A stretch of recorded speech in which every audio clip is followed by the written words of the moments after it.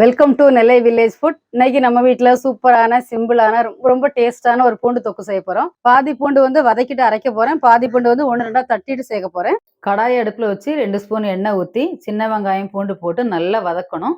அதோட தக்காளியும் சேர்த்து நல்லா வதக்கி ஒரு பிளேட்டில் ஆற வச்சிடணும்.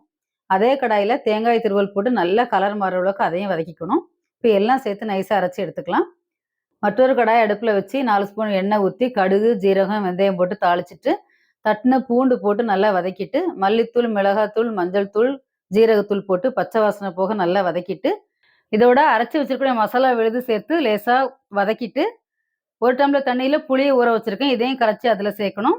தேவையான அளவுக்கு உப்பு சேர்க்கணும். சேர்த்து நல்லா கலந்து கொதிக்க விடணும். அடுப்பை மிதமான தீயில வச்சு ஒரு 10 நிமிஷம் கொதிக்க விட்டிங்கன்னா எண்ணெய் நல்லா மேலே பிரிஞ்சு வந்துடும். அதுக்கப்புறமா ஒரு சின்ன துண்டு வெல்லம் போட்டு கலந்துட்டு நீங்கள் அடுப்பு ஆஃப் பண்ணிடலாம்.